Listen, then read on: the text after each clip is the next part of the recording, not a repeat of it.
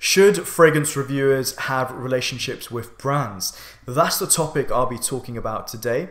And if you are a viewer of fragrance reviews, or whether you are actually a reviewer of fragrances, I'd love to hear from you. I'd love to hear your input. So please do leave a comment down below and let's get this started.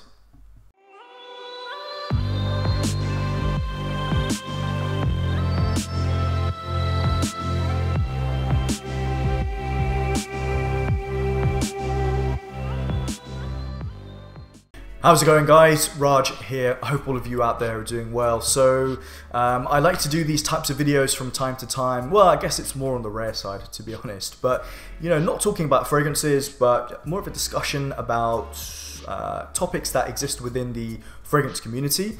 And I have done videos like this before where I speak about clones and compliments, you know, the hot topics. I will leave a link in this video to a playlist where you can look back at previous videos and watch them if you haven't done so already. But this one is, yeah, it's all about, you know, reviewers receiving free product, essentially. That's basically what it's all about. And the answer to my question is basically going to be split into two, yes and no. I definitely lean towards one side more than I do the other, and you'll hear my thoughts in a second. So I've actually made some notes. I never really make notes with my videos nowadays, but this one, there was a lot to say. So let's kick things off with yes, why I think it is a good idea for this relationship to exist. So fragrance enthusiasts can be very passionate about something, about a particular brand or a particular house, and we love talking about fragrances that we love, right? So it only makes sense that when a brand approaches us, or whether the reviewer approaches the brand with a view to forming some sort of partnership so that they can talk about the fragrance on their channel, it does make sense to me why people would want to do that. And I think if you are a reviewer who fully believes in the brand, what the brand stands for, the ethics, the owner behind the brand, the fragrances, of course, and you think that vast majority of them or all of them are fantastic, and you can work with the brand to maybe get a discount code or like a free giveaway, or you can just ask the brand to send you a bottle, or they reach out to you and you can show the full presentation. I think that's a really good thing to do, as long as you do fully are supportive of that company. And I think it can be a great way of informing you guys out there who may not know about some fragrance brands. Maybe you are new to the game and you want to hear about what's out there. I think this can be a great thing. However, I think there are some conditions that should exist if we are to do this. And I think one of them is that the reviewer can be completely subjective, so they say exactly what's on their mind, fully open, fully transparent, whether that be letting you guys know that, oh, I get a little commission if you make a sale, or this bottle was sent to me, that kind of thing. As long as that openness, that transparency exists, and as long as you give your true view on the fragrance, that true subjectivity, as long as that exists, I'm good with it. If you really, really love the fragrance, say so. If you're not a fan of the fragrance, I want reviewers to say that as well. And I want people to not review with the handbrake on. I feel like there are reviews that exist that are delivered with some restraint, and you can sense it. You can sense that the reviewer really wants to say, I really don't like this, and I don't like it for XYZ reasons. But I feel that maybe some reviewers are a little bit scared to do that, or are a little bit concerned, you know, that if they do that, what potentially might happen is that you could damage the relationship that you have built up with that brand. So if you say negative things about a fragrance, you may not receive free bottles in the future. It's happened with myself. You know, the first time I ever received free bottles and reviewed them was from Parfum Vintage, and they sent their first 2 fragrances. I wasn't keen. I'll leave the link to that video if you want to watch it. I wasn't keen on those fragrances, the original and the intense one, and I never heard back from the owner. So it makes sense, right? You know, the guy didn't want to reach out to me because there was a pretty good chance I wasn't going to be favorable about other releases if he had sent them to me. And yeah, I think that's fair enough. I think it's good if the brand owner doesn't put any influence on the reviewer, whether that be in the form of having a fixed script or telling the reviewer to say only positive things. I think if a reviewer looks at that and says, no, look, I'm not really into that, I'm just gonna say what's on my mind, I'm gonna say whether I like it or whether I dislike it, and you know, kind of almost act as if they had bought the fragrance themselves, then I'm fully behind that. Yeah, no problems. I have no problems promoting a certain brand. You know, if Guerlain reached out to me, if I got a phone call from Thierry Vassa saying, hey Raj, let's build up a partnership, I'll send you some free bottles and you give your honest feedback on them, I would like jump on that opportunity, right? It makes sense because I really like the vast majority of things that Guerlain do and what they stand for. You know, if a website reached out to me and said, you know, do you want to provide like a promo code or something like that, as long as I choose a brand that I would buy from, whether there was a promo code or not, and there was no commission or anything that I earned, and I could say to you, I fully trust this website, I have bought from them in the past, then I think yes, relationships are absolutely fine as long as those conditions that I've mentioned are met. So on the flip side, when asked the question, should fragrance reviewers have relationships with brands, the list of reasons that I had under no were a lot longer. And one of the reasons why I'm kind of against this is not because I'm against it in principle, but I feel like people's attitudes change suddenly when there is either money involved or some sort of bond that has been formed in whatever way it is. Whether that be lots of messages back and forth between the owner and the reviewer, or whether the reviewer has met with the owner in real life. I think what happens is that, as I said earlier, reviews are delivered with restraint.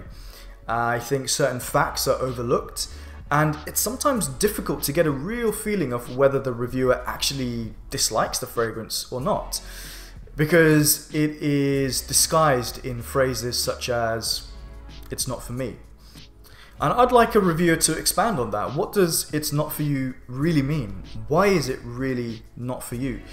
And I feel like when there is this, an answer that we really want, when that is lacking, that really is bad for the viewer because you're not getting a fully informed view. You know, what is it specifically that you don't like? Because a reviewer, you know, you watching this video, might be wanting to know, what is it specifically about this fragrance that the reviewer doesn't like? Because maybe you don't like vetiver or oud, or maybe you don't like a certain genre or something like that. Might click on in your mind and think, huh, okay, maybe I won't buy this fragrance, or maybe I'm not that you won't be that interested in that fragrance. Basically, what I'm saying is that a fully informed review allows you as a viewer to make a fully informed decision. You know, also, if a reviewer has a relationship with the brand, whether they know them very, very well, or whether it's just exchanges over emails or direct messages, can you really be fully open and honest with people that you're either friends with or have some sort of relationship with? If you can, then I think power to you, that's great, I fully support that. But I think there will be a lot of people out there who will feel a little bit, I don't know what the word is, but maybe they won't feel completely comfortable about saying negative things on about a fragrance that is made by someone you know. Like, say for example, a friend of mine said, Raj, I've got a new line of fragrances, you know, I really want to get it out there, you know, you have a few subscribers, can you review these fragrances for me? What if I dislike them? You know, am I really going to say to somebody I know, am I really going to review negatively a fragrance that I dislike from a person that I really like? It would feel a bit harsh, you know, to be honest, to somebody I'm very, very good friends with. And this kind of came up for me recently when I reviewed Centauri Perfumes, which is a brand owned by Peter Carter. He's a fellow YouTuber. And, you know, on the whole, I thought I was quite positive because that's genuinely how I felt. But there was one specific thing, and you can watch the video if you haven't done so, where I wasn't particularly keen on that one aspect of that fragrance. And I thought, you know, I'm a reviewer. Viewers come to me, hopefully, knowing that I will be open and honest, and I just had to be that way. You know, I couldn't put any sort of friendship between myself and the review. I wouldn't say that I'm like best friends with Peter, but you know, we exchange comments here and there, and we know each other to a small extent. But I really had to take a step back, and I thought to myself, if I was like best friends with him, would I have said those things in that review, the more negative stuff? And it was a really tricky one because I was kind of leaning towards I maybe wouldn't have said that, and I didn't really like that answer that I had. So that was one of the reasons why I think no, we shouldn't have the relationship with brands, because you can't deliver a review in a full and frank way. One other issue is, what if a reviewer is not a fan of everything that brand creates? So let's take an example. Let's say a company has 20 fragrances and a reviewer only likes 10, and they talk about those 10 in very, you know, honest way because they like those fragrances, so they'll talk about them and effectively promote them. What about the other 10? What if that reviewer doesn't like that? How many reviewers are going to say negative things about fragrances that they dislike when they were sent them? Because, you know, people, as I said earlier, you may be worried about damaging that relationship or not, you know, drying up the pipeline of future free bottles. But then that's not very informative to you as the viewer. You might think, oh, okay, this brand sounds incredible, you know, all I hear is good things, and then you might buy a discovery set, or you might buy samples or full bottles, you know, spend your own money on some fragrances that weren't spoken about, but you may be intrigued. And then what happens is that there may be a chance that you don't like those fragrances, and then you may look to the reviewer and say, well, you were hyping up this brand, you were saying nothing but positive things, and I've tried some stuff that I really dislike. And then there may be a trend. I know tastes are very, very subjective, and you know, just because a reviewer says something is great doesn't mean that you're necessarily going to like it. But what I'm saying is that it's like a half-painted picture. You don't get a full view of the true what really that the brand really stands for, what the brand is really about, because people are choosing to cherry pick the good ones from the brands, which I think is a bit of a shame. Because for me, if I try something from a brand, whether I like it or whether I dislike it, I will say. And I think that is the best way to inform you guys of what exists out there on the market. In the fragrance world, a lot of people look for discounts. And one thing that I find really interesting is how, on one hand, reviewers will say, buy from this brand is great, especially the more expensive ones. And then at the same time, they'll have discount codes on discount websites, which will be selling the fragrances that they are promoting off a brand, but they're being bought from a different retailer. And I've always found that a little bit strange. Like, if I'm promoting a brand, I would want that person to go to the shop and buy directly from them, so the brand can make the full margin and all that kind of, you know, profit. I wouldn't say then, you know, if I said to you guys, buy directly from the Guerlain website, and then I knew that another website was selling Guerlain fragrances for a discount, but I didn't mention that to you, again, I'm not being completely transparent. I'm not giving you the full picture and being fully informing you guys, which again is a bad thing.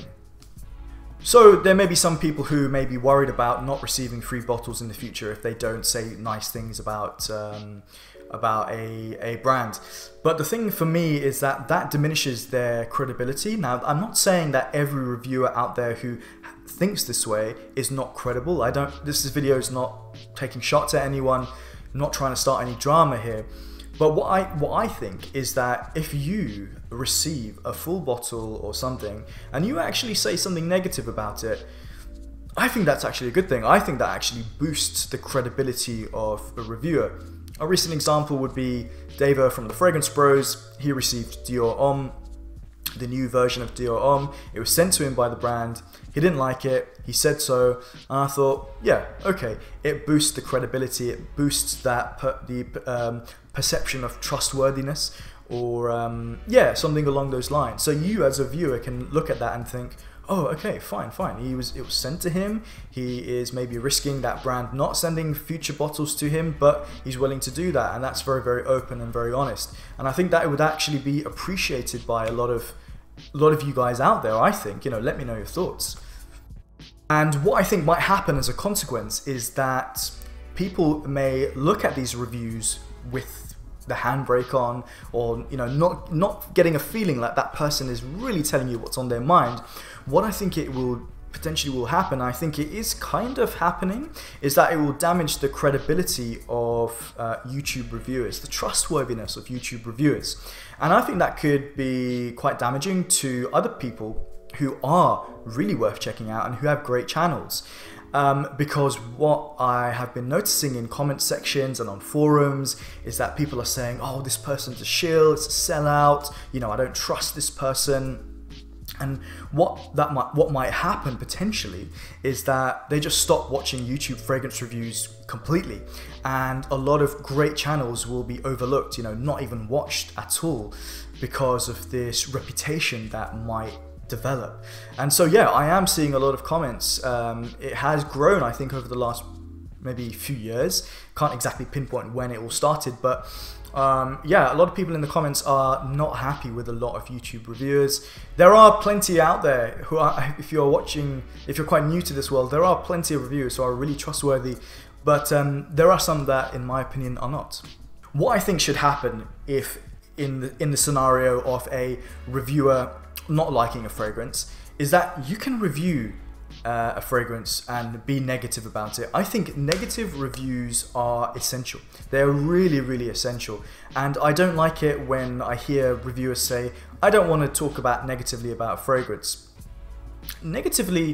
Speaking negatively about a fragrance doesn't make you a negative person.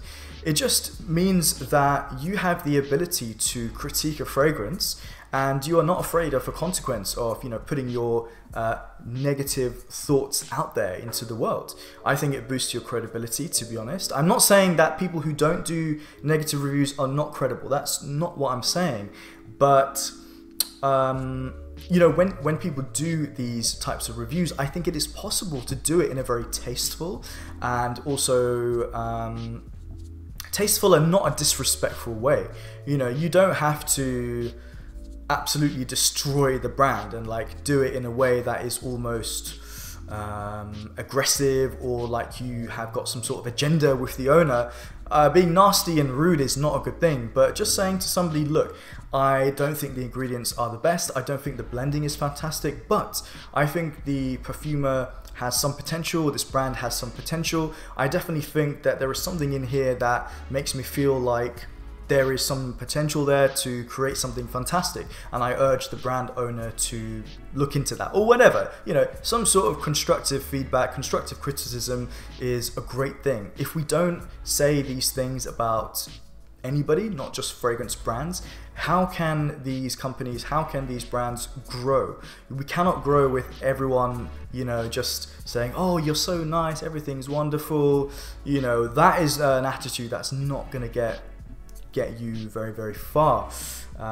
So yeah, so the question I'm asking is, do we need a divorce of some sorts to ensure complete independence, trustworthiness, and to have the most valuable content out there on YouTube? Do we just need to say, you know what, I don't want to form any sort of partnership with anyone, I'm just going to do my own thing, I'm going to say if I like it, I'm going to say if I dislike it, and I don't care about the consequences, because I'm doing this for the love of fragrances. I'm a passionate reviewer and I want my viewers to be fully informed. I lean towards yes, we do need that separation, but there are some caveats. And those caveats are what I mentioned earlier. If you fully support a brand and you love everything that they do, I think forming partnerships with them is really good. I think that's a nice thing to do, promote somebody you think is worth promoting. And you know, a lot of YouTube reviewers have, I know a lot of people don't like the phrase influencer, but a lot of YouTube reviewers do have that power and have that ability to influence other people, or at least make people aware of something that maybe didn't exist before. And if you really love the brand that you're talking about and you see them profit off that and grow because of what you've done, I think that's a win-win situation. There's a publication here in the UK, I think it's only UK based, it's called Which Magazine. You may have heard of it. I think they are really, really good. My dad actually subscribes to them, and I sometimes read their magazines or online, their website, and basically what they do is, if you want to know like about a dishwasher or a travel insurance, or you know, like really like boring stuff like that, but you need to know about it, Which Magazine is the magazine to go to, because they are fully independent. As far as I'm aware, they are fully independent. They don't get paid by anyone. There's no promotional advertising on their pages, and they literally will tell people this is worth it, this is a best buy, this is not worth it, avoid. And for me, I think we should have more of that approach here in the fragrance community.